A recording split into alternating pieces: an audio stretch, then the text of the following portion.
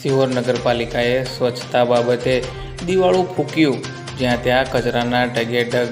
સરકારના સ્વચ્છતા અભિયાનના લીરે લીરા ઉડાડતી સિહોર નગરપાલિકા.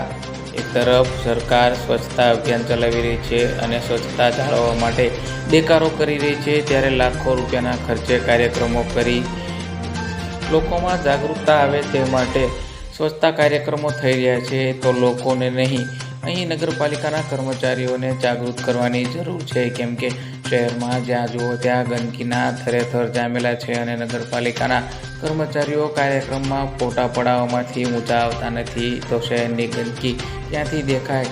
જેઓ શહેરની એકમાત્ર શૈક્ષણિક સંસ્થા જે મહેતા ગર્લ્સ હાઈસ્કૂલ પાસે કચરાના ઢગેઢગ ચડ્યા છે, ત્યારે શાળામાં અભ્યાસ કરવા આવતી બાળકીઓ તેમજ દીકરીઓ માટે ગંદકી તેમજ રોગચાળો થશે તો જવાબદાર કોણ?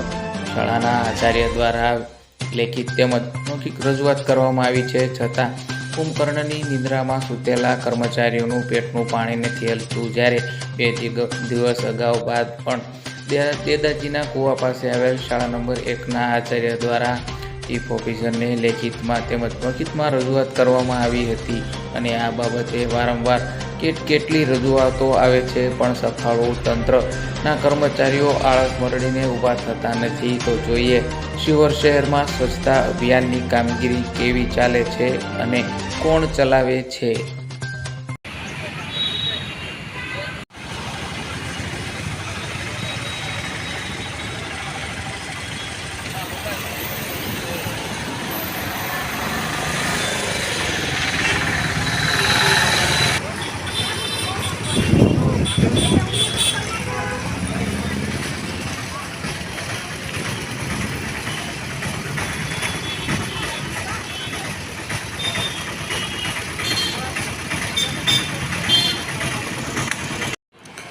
સાહેબ, આપ શાળાના ઇન્ચાર્જ આચાર્ય છો અને આપને સ્કૂલના ગેટ આગળ ગંદકી અને કચરાનો માહોલ છે અને સ્વચ્છતા બાબતે તમારું શું કહેવાનું?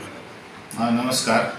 ખાસ તો આ બાબતે હું એક ધ્યાન દોરું કે અવારનવાર એની મૌખિક રજૂઆત શ્રી સિહોર નગરપાલિકાને કરેલ છે અને ગયા જ અઠવાડિયે માનનીય ચીફ ઓફિસર સાહેબને અમે સંસ્થા વતી લેખિત પણ રજૂઆત કરેલ છે કે સાહેબ, અહીંયા અમારી 7:15થી લઈને સાંજના 6 વાગ્યા સુધી 1500 જેટલી દીકરીઓ અભ્યાસ કરે છે અને અમારા દરવાજાની બાજુમાં જ તે એટલો મોટો ગંદકીનો અને આજુબાજુના એ શોપિંગ સેન્ટરોનો એ વેસ્ટ કચરો ત્યાં નાખી દેવામાં આવે છે.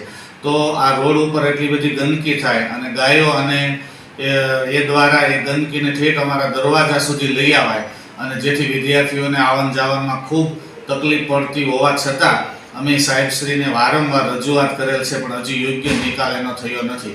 સાથે બાજુમાં આવેલું પાણીનું પરબ છે અને પાણીના પરબનો એક વેસ્ટ પાણી પણ રોડ ઉપર નીકળે છે, એટલે વિદ્યાર્થીઓ આવે ત્યારે એમાં પગ બગાડીને જ આવવા પડે એવી સ્થિતિ ઊભી. ને આ ગટરનો પોઈન્ટ હોવા છતાંય એનો નિકાલ નથી થયો આના માટે. અને ચીફ ઓફિસર સાહેબને અમે રૂબરૂમાં પણ આની રજૂઆત કરેલ છે. આ કચરા માટે ધ્યાન પણ સાહેબનું દોરેલ છે.